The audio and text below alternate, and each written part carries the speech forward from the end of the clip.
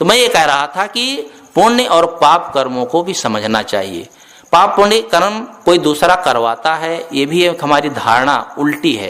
कोई दूसरा क्यों करवाएगा? जो हम मन में भावना होती है वैसे ही हम वैसे विचार रखते हैं, और जैसे हमारे विचार होते हैं वैसे हम कर्म करते हैं। कर्म प्रधान विश्व रच राखा, जो जस करे सो तस फल चाखा, गोस्वामी जी ने इस पर मोहर लगाई। लेकिन हम सोचते हैं कि जो ऊपर वाला चाहेगा वैसा हो जाएगा। अरे ऊपर वाला अच्छा चाहता है कि बुरा चाहता है? हमारे जीवन में अच्छा ही अच्छा हो, बुरा कुछ ना हो, तो हम जानेंगे कि भाई ऊपर वाला जो चाहता वो होता है। जो अच्छा व्यक्ति होगा, सज्जन व्यक्ति होगा, वह आपसे गलत नहीं करवाएगा, अच्छा ही करवाएगा। लेकिन ये हमारे मन की एक उलझन है, कोई किसी से कुछ करवाता नहीं। हमारे मन में जैसी भावना होती है, जैसे संस्कार बनते हैं, वही प्रेरणा हम अंदर से लेते हैं और वैसे कर्म करते हैं। इसीलिए कहा गया है परमात्मा सबके हृदय में वास करता है। तो वो अंदर का जो परमात्मा वही तो इशारा करता है, और वो भी अपने मन के अनुसार हम जैसा जीना चाहें वैसा होता है। हम सही ढंग से जीना सीखें, और किए हुए कर्मों का फल स्वयं होता है, कोई उसे देता नहीं है। स्वयं कर्म करोते आत्मा, स्वयं तत्फल मसुनते, स्वयं भ्रमत संसारे, स्वयं तद्माद विमुच्यते। जीव कर्म आपे करे, फलहु भोगत आप भ्रमत संसार में, मोक्ष लहत है आप। जीव स्वयं अपने कर्म करता, उसके फल होते, कोई के लिए जिसमें छूट नहीं है। ये भारतीय परंपरा की विशेषता रही है कि इसमें किसी को छोड़ा नहीं गया है, किसी के लिए माफी नहीं है कि हम चाहे उल्टा सीधा जो करें और वहां जाकर के हाथ जोड़ करके माफी मांग ले तो हमारे पाप कट जाएंगे। उल्टा सीधा करें, लाखों की चोरी करके लाएं और भगवान के मंदिर में जाएं, हाथ जोड़ें, उनसे प्रार्थना करें, गिड़गिड़ाएं, वो सारे पाप काट देंगे। पाप हम करते हैं इंसान के घर में, चोरी करते हैं इंसान के घर में, और माफी मांगते भगवान के घर में। कैसी उल्टी भावना! अरे जिसके यहाँ चोरी की हो उससे माफी मांगो, उसका सामान लौटा दो तो गला माफ भी कर दे। चोरी करते हैं जहां पर, वहां पर तो हम बने रहते हैं शैतान, और भगवान के हम बन जाते हैं इंसान, बन जाते हैं देवता, बन जाते हैं। कितना विनम्र होकर के माफ कर दो भगवान, कैसे हो सकता है? कबीर साहब ने कहा है, अहिरन की चोरी करे सुई को दान, ऊंचे चढ़ के देखता केतिक दुर्विमान।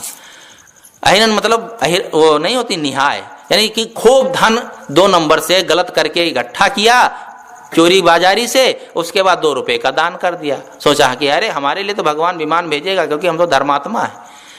आदमी अपने को धर्मात्मा सिद्ध करने के लिए गलत ढंग से कमाए हुए को सही पथ में लगाना चाहता है। अरे आप गलत मत करो ना, कोई के दान पुण्य कर पाओ, किसी के लिए कोई आप सहायता ना कर पाओ, कहीं मंदिर में जाकर के 2 पैसा ना चढ़ा पाओ, लेकिन आप कम से कम ऐसा कर्म करो, ऐसी भावना रखो कि किसी का अहित ना हो। फिर आपकी जितनी शक्ति हो, आदमी के पास सब शक्तियां हैं लेकिन उन शक्तियों का प्रयोग नहीं कर पाता है। इसलिए अब कर्मों पर विशेष ध्यान देना चाहिए, और जीवन के लिए सबसे महत्वपूर्ण यही चीज है। और इसके लिए मैंने कहा ना, किसी के लिए माफ भी नहीं है। भारतीय परंपरा में कहा माफ किया गया? जिन्हें हम भगवान कहे, देवता कहे, किसी को नहीं। गलत किया जिन्होंने, उनको फल भोगना पड़ा। श्री राम ने बाली को छिप कर मारा था और कृष्णावतार में मारे गए। ये बात उन ज्ञानियों ने, विद्वानों ने लिखी कि इससे यह सामान्य मनुष्य को पता चले, यदि हम ऐसी गलती करेंगे तो हमको भी कर्मों का फल भोगना पड़ेगा। वो पूर्व जन्म में कैसे क्या था, अब ये खाली अब कह करके एक बात है, लीला कह देते हैं। लीला नहीं है, वो सब अपने कर्मों का फल है। उन्होंने सब स्पष्ट अपनी बात कही है। आप वाल्मीकि रामायण में पढ़िए, सीता ने जब ये दुख हुआ है, उनको निकाला गया है, तो उन्होंने कहा पता नहीं मैंने कौन सा पाप किया था, किस पति से उसकी पत्नी को अलग किया था, उन कर्मों का फल है। ये सब आप पढ़ करके जान सकते हैं। यथार्थता की बातें हर जगह लिखी हुई हैं, लेकिन हम उन कर्मों को कहाँ समझ पाते हैं, और जीवन भर दुख सबको उठाना पड़ता है। कबीर साहब ने कहा, आपन कर्म न मेटे जाई, कर्म का लिखा मिटे धौ कहते, जो युग कोट सिराई। गुरु वशिष्ठ मिल लगन सुधायो, सूरमंत एक दीना, जो सीता रघुनाथ विवाही, पल एक क्षण न कीना। भगवान को जो सीता ब्याही गई, उनको भी अपने कर्मों का फल भोगना पड़ा, उनको भी जीवन में कहीं शांति नहीं मिल पाई। ये सबके लिए है। इन बातों को, इन चीजों को, इन ज्ञान की बातों को जीवन में इसलिए आचरण करना चाहिए, इसलिए ध्यान रखना चाहिए कि हम छूट नहीं सकते हैं। जब कोई नहीं छूटा है अपने किए हुए कर्मों के फल से, तो हम कैसे छूट सकते हैं? आज नहीं तो कल उसका फल तो निश्चित है। सारे कर्मों का फल ये तुरंत होता भी नहीं। कितने लोग कहते हैं अरे वो तो लाखों रुपए कमाता है 2 नंबर से, और कितना चोरी घूसखोरी करके कमाया कितना। अरे उसका जब फल आएगा तो वो जेल में जाएगा, करे रहो घोटाला, जेल में जाओगे तो पता चलेगा। उल्टा सीधा ये चाहे कोई राजनेता हो चाहे धर्म नेता हो, सबके लिए वही नंबर आना है, आज नहीं तो कल, नहीं तो इस जन्म में छुट्टी पा गए बच गए तो अगला जन्म भी तो होना है, उसमें भी नंबर आएगा, कहीं तो आएगा। कर्मों का फल अपने समय से होता है। आप खेत में गेहूं बोए तो 3-4 महीने में होगा, गन्ना बोए तो साल भर में होगा, आम का पेड़ लगाए तो 2-3 साल में आम आता है, लेकिन आग में हाथ डाल दें तो तुरंत हाथ जल जाता है। तो कुछ कर्मों का फल तुरंत होता है और कुछ कर्मों का फल होता है देर में, लेकिन उन कर्मों का फल स्वयं भोगना पड़ता है। इसलिए सही कर्म करना चाहिए। किसी को भटकाने का, किसी को पथ से विमुख करने का काम तो करना ही नहीं चाहिए। जहां तक हो सके दूसरे को सही मार्ग बताना चाहिए। ऐसे लोग होते हैं स्वार्थ में पड़ करके, लोलुपता में पड़ करके गलत करते हैं, और गलत करते हैं जब उसका फल मिलता है तब वो चिल्लाते। कहते हैं एक ग्वाला थे, दूध बेचते थे। अक्सर यह परंपरा यादव वंश से चली आ रही है कि दूध बेचने का काम, जानवर पालने का, भैंस गाय पालने का काम वो यादव वंश के लोग करते आ रहे हैं। तो जो ग्वाला थे, यादव जी दूध बेचते थे, बड़े अच्छे थे, वे दूध में पानी नहीं मिलाते थे, पेवर दूध बेचते थे। लोग उनके प्रमाणित दूध को प्रमाणित मानते थे और पूरा का पूरा पैसा देते थे। उनकी जो पत्नी थी उसको कुसंग पड़ गया, कहा कि तुम्हारे पति इतने दिन से दूध बेचते हैं और तुमको इतना भी नहीं होता है कि एक जेवर बनवा सके। आदमी के मन में जब बात ऐसी आ जाती है तो वो निश्चय कर लेता है कि हमको ऐसा करना है। उसने सोचा कि बात तो सही है, जो लोग कह रहे हैं अपनी हमारी सखियां तो बात तो सही कह रही। अरे कम से कम जीवन में जब कोई गहना नहीं और कुछ आभूषण भी ना हो तो जीवन कैसा है। और आदमी के अंदर गलत कर्म करने की जब प्रवृत्ति होती है, मन में वो भावना बनती है, तो गलत कर्म करने के लिए वह तत्पर हो जाता है। उसमें उसको क्या फल होगा, फल की चिंता नहीं करता है। फल की चिंता करे तो गलत कर्म ही क्यों करेगा। तो उसने कहा देखो भाई अपने पति से कि देखो ज्यादा हरिश्चंद्र मत बनो, थोड़ा दूध में पानी मिला लिया करो, पैसा थोड़ा ज्यादा हो जाए तो हमारे लिए गहना बनवा दो। कहा अरे पानी मिलाएंगे तो लोग कहेंगे देखो ये पानी मिलाते हैं और मेरी प्रामाणिकता नष्ट हो जाएगी। कहा तुम देखो प्रामाणिकता अलग रखो और तुमसे ना हो तो ये काम मैं कर दूंगी। तो कहा तुम जानो तुम्हारा काम जाने, लेकिन मैं ये नहीं कर सकता हूँ। कहा ना करो, तुम चलो हरिश्चंद्र बने रहो। कहा देखो जितना मैं पानी मिलाऊंगी उतना पैसा मैं रखूंगी। तो क्या करे 10 लीटर दूध तो 2 लीटर पानी मिला दे, तो 2 लीटर का पैसा वो रखे। ऐसे धीरे धीरे करते करते खूब पैसा जब हो गया तो उसने जा करके गहना बनवाया। तो गहने कई प्रकार के होते हैं, नाक के होते हैं, कान के होते हैं। तो नाक का गहना बनवाया। और ये प्रवृत्ति होती है माताओं में खास करके, वे यदि गहना पहने हैं या कोई साड़ी पहने, कोई पूछे ना ये साड़ी कितने की है, ये गहना कहाँ से बनवाया, कौन दिया, मैके से आवा, कोई पूछे ना तो समझ लो उनका पहनना बेकार। क्योंकि वो अपने लिए थोड़े पहना जाता है, पहना जाता है दूसरों के लिए। नाक हम पहने कहाँ दिखाई देता, नाक का गहना दिखाई देगा कहीं नहीं, गले का भी नहीं दिखता है। वो तो गले हर समय थोड़े देखते, वो दूसरों के लिए होता है। जितने भी आभूषण हैं वो दूसरों को दिखाने के लिए हैं। तो कोई पूछे ना तो पहनने बेकार। एक गांव में एक महिला थी, तो वो बहुत स्वाभिमानी कहो चाहे अहंकारी कहो, उसे बात ना करे, उसे हाल चाल ना पूछे तो बहुत नाराज हो। तो उसने एक दिन हाथ का गहना बनवाया। पहले क्या पहनते थे आप लोग, टिड़िया या क्या कहते थे, यहाँ पर पहनते थे। तो उसने बनवाया, बनवा करके गांव भर में घूम आई और कपड़ा ऐसे उठा करके कि गांव वाले सब देखें। सब ने देखा लेकिन उसके गहने की कोई बात ही नहीं किया। तो उसे इतना गुस्सा आया कि लगता है सब ईर्षा हमसे करते हैं, अरे मैंने बनवाया है कोई पूछता भी नहीं है। तो उसने अपने झोपड़े में आग लगा दी, मारे गुस्सा में आग लगा दी, आग जलने लगी। तो सब लोग बुझाने आए, तो हाथ उठा के कहा उधर से बुझाओ, उधर से बुझाओ। तो गहना चमका जब, तो एक दिन कहा अरे भक्ति ने ये गहना कब बनवाया, ये टिड़िया कब बनवाई। कहा नास काटे पहले पूछ लिए होते तो आग हम क्यों लगाते इसी को दिखाने के लिए तो हमने आग लगाई। तो ये मन में होता है। तो उसने जब बनवाया तो नाक का गहना बनवाया, गांव भर में घूम आई, कोई पूछा नहीं। वो इस दिन पर्व था, पास में नदी बहती थी, वहां नहाने गई। वहां मछलियां तो होती हैं नदियों में, नहाई, डुबकी जैसे ही लगाया एक मछली देखा कुछ चमक रहा है तो उसने खाने की चीज है तो इतने जोर से पकड़ा कि वो गहना तो निकल ही गया, उसके साथ साथ में जो नाक थी वो भी फट गई। अब वो चिल्ला करके बाहर निकली तो सखियों ने कहा कि क्या हो गया? कहा क्या हो गया, देखो ना मेरी नाक फट गई है। तो कहा इसमें हानि क्या हो गई? पानी का धन पानी में, पानी का धन पानी, पानी मिला मिला करके गहना बनवाया था तो पानी में चला गया वो, और नाक गई बेईमानी में, बेईमानी किए थे इसलिए नाक बीच वाली चली गई। आदमी यदि चाहेगा कि गलत ढंग से हम धन कमाएं, गलत कर्म करके यदि जीवन जिएंगे, कुछ करेंगे तो निश्चित है उसका उसे फल अपने आप मिल जाता है। तो मैं ये कह रहा था अपने कर्म को सबको सुधारना चाहिए। बिना शुद्ध कर्म किए, बिना जीवन को व्यवस्थित किए कोई सुखी आज तक हुआ नहीं है। तो कर्मों का सुधार सबके लिए आवश्यक है। यहां तक जीवन में जिसने गलत कर्म किए हैं उसके जीवन में कितना दुख हुआ है सब लोग जानते हैं।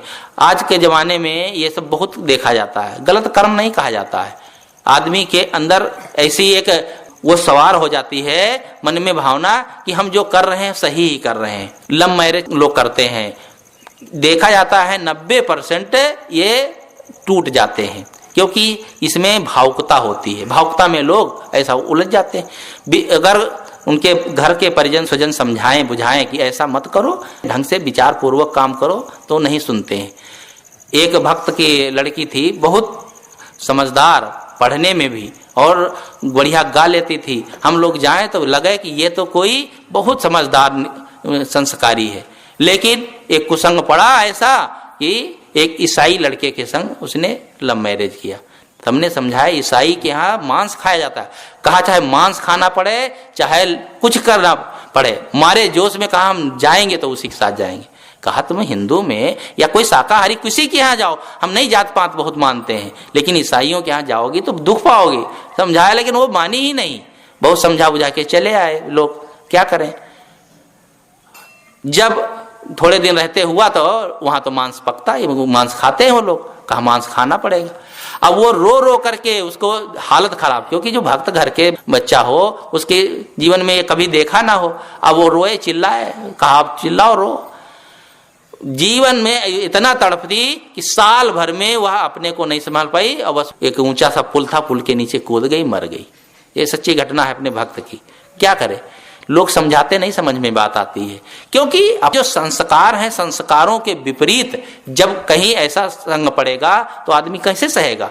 लेकिन जो सज्जन हैं, हितकारी लोग हैं, हितैषी लोग हैं, उनकी बात हम नहीं मान पाते हैं। तो गलत कर्म करने का फल सबको भोगना पड़ता है। यही दशा मैंने बीच में कहा था कि जीवन में किसी प्राणी को यदि दुख देंगे तो उसका बदला इस जन्म में नहीं तो अगले जन्म में, और नहीं तो इसी जन्म में भी आता है। जो गल काटे आन को आपन ले कटाए, तुलसी या संसार में बदला कतहु न जाए। ये आदमी सोचता है कि चाहे जैसे करते रहो, कौन देखने वाला है। एक आदमी मांसाहारी था, मुर्गा लाता था, मुर्गा ला करके घर में काटता था और उसके 3 बच्चे थे, छोटे छोटे, एक 6 साल का, एक 4 साल का, एक 2 साल का, छोटे छोटे बच्चे। तो वो जो 6 और 4 साल के बच्चे थे वो देखते थे जो मुर्गा को काटते थे गले से तो तड़फड़ाता था। तो बच्चे समझे इसको मजा आ रहा है, ये कूद रहा है तो इसको बड़ा आनंद आ रहा है। उसको बच्चों को क्या पता इसके गले पर छुरी चल रही है तो इसको कष्ट हो रहा है। एक दिन बड़े बच्चे ने कहा, मंझले वाले से कहा, भैया तुम लेटो, तुम्हारे इस गले पर रेंगेंगे तो तुमको बड़ा आनंद आएगा। कहाँ ले आओ। छत के ऊपर चले गए, जा करके बड़ा लड़का छुरी से उसके गले पर रगड़ा, चरस गला कटा तो चिल्लाया। तो कह रहे चिल्लाओ मत, अभी आनंद आएगा, बढ़िया मजा आएगा।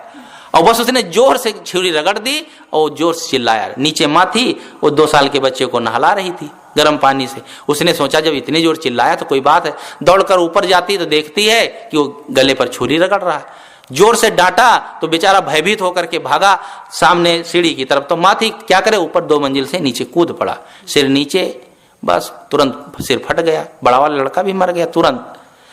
चिल्ला करके उसको उठाई, तब तक देखा उसकी जान नहीं है। थोड़ी देर चिल्लाती रही, रोती रही, सब गांव वाले इकट्ठा हुए। तो उसे याद आया कि छोटे बच्चे को तो नहला रही थी बाथरूम में। उसको लेने गई तो देखा वो बच्चा वही टब में गर्म पानी में छप छप करके उलट गया, उसका सिर नीचे, वो भी डूब गया।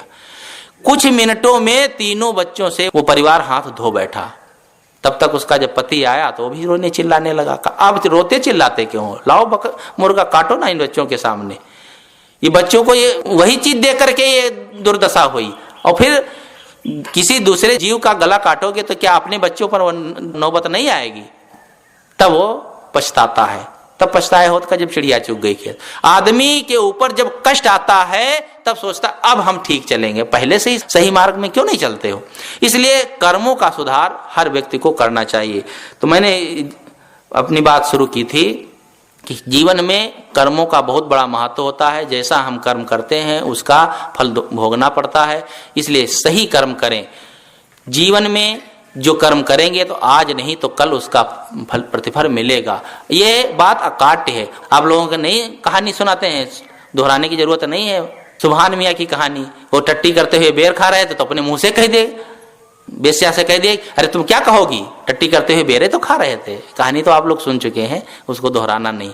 तो उनके मुंह से ही निकल गया। वो नहीं जानती थी कि ये मियाँ जी बेर खा रहे थे टट्टी करते हुए, लेकिन उनके मुंह से निकल गया था। क्यों?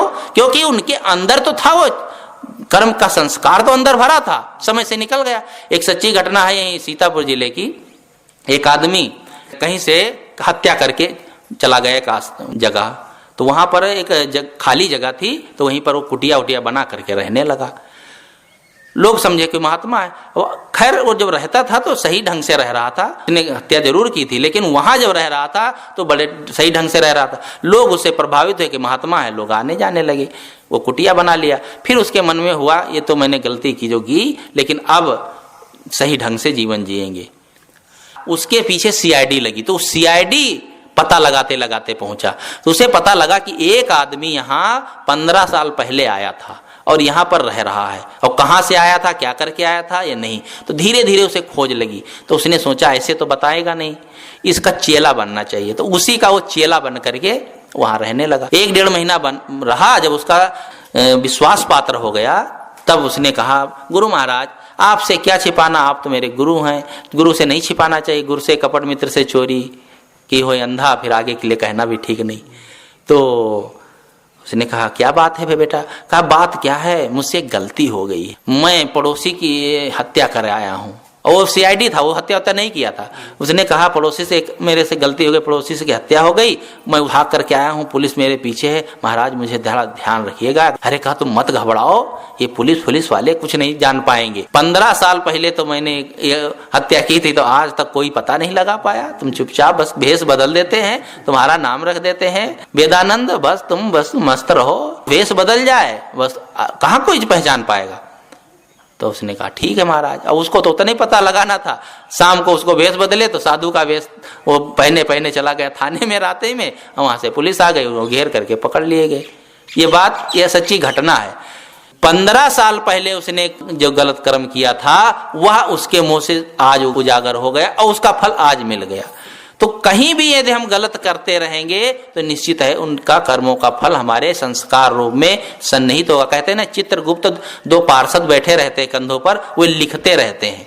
ये पौराणिक पुस्तकों में लिखा रहता है। तो वो मैं सीधे उसका भाव है अपना कि चित्त के अंदर गुप्त रूप से वासनाएं अंकित हो जाती हैं।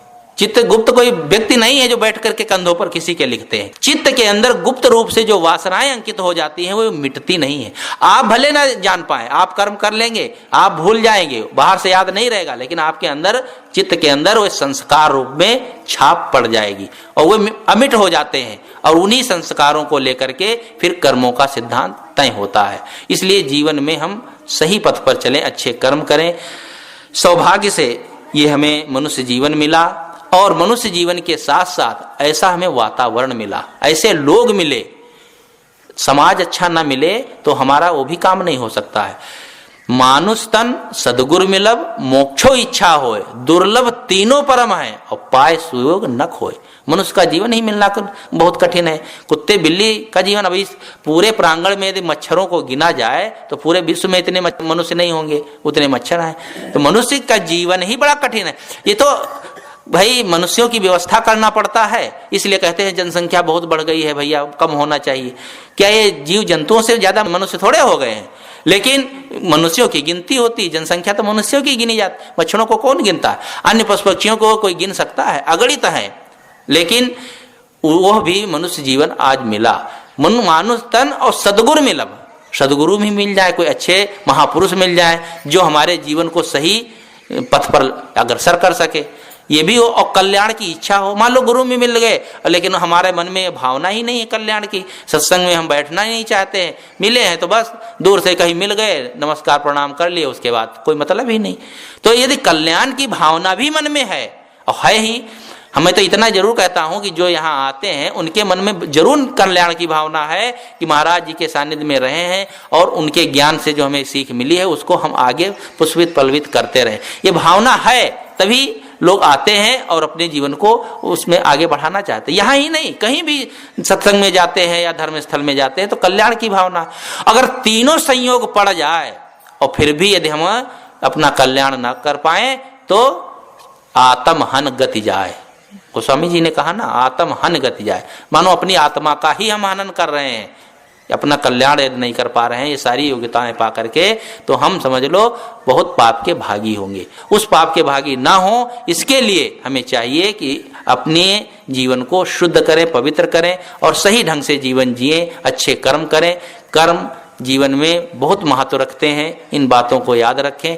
जीवन में हमसे कोई गलती ना होने पाए, वैसे छोटी मोटी तो गलतियां हो जाती हैं, वो बात अलग है। छोटी मोटी गलतियां जो है वो उतना दुख नहीं देती हैं जो भयंकर कर्म करते हैं जानबूझ करके। आप चल रहे हैं, आपके पैर के नीचे चींटी पड़ जाए, आप जान गए वो मर गई, लेकिन आपको इतना दुख नहीं होगा। लेकिन आपने जानबूझ करके मच्छर को मारा, मन में भावना नहीं आती है, बैठते हैं मच्छर है थवा थवा मार रहे हैं, इधर मार रहे हैं उधर मार रहे हैं, लगता है कि मच्छर के काल वही खुद हो गए। अरे मच्छर तो बेचारा वो जानता नहीं, वो अपनी प्रकृति में जी रहा है, उसको तो खाना पीना है, वो नहीं जानता कि तुमको काट करके कष्ट दें। कहते हो तो कष्ट देता है, दुख देता है। अरे वो क्या दुख देता है, उससे ज्यादा तो तुम दुख दे रहे हो, उसको जीवन लीला ही समाप्त कर दिए। अरे आपका तो एक बूंद खून ले लेगा बेचारा, आपका तो फिर हो जाएगा, लेकिन उसके बाद मार देते हैं। माताएं अब तो नहीं, अब तो सब समझदार हैं। देखा था एक माता आगे बैठे एक पीछे, उसके सिर से जू निकालें और अपने नाखून पर धर के ऐसा दबाएं, लेकिन एक ही बार में काम तमाम, लगता उसे पत्थर रख दिया गया और खाट में कहीं खटमट हो जाए उसको झाड़ के रगड़ देते थे पैर से। लेकिन ये सब बहुत कुछ सुधार हुआ है। वो हो सकता है ऐसा कोई नासमझी बस करता हो, तो ये सब कुछ नहीं करना चाहिए। सब प्राणियों में अपनी आत्मा समझना चाहिए। जितने प्राणी हैं वो अपनी आत्मा के ही समान है, यानी अपने समान ही है। ये ऐसा मान करके जब हम वसुधैव कुटुंबकम का भाव रखेंगे, सब सुखी हों, सब निरोग हों, ये भाव रखेंगे, तब निश्चित है अपने को आत्म शांति भी मिलेगी और दूसरे लोगों को भी दिशा निर्देश मिलेगा। ऐसा सब लोगों को करना चाहिए और अपने जीवन को कल्याण मार्ग में लगाना चाहिए। बोलिए सद्गुरुदेव महाराज की जय।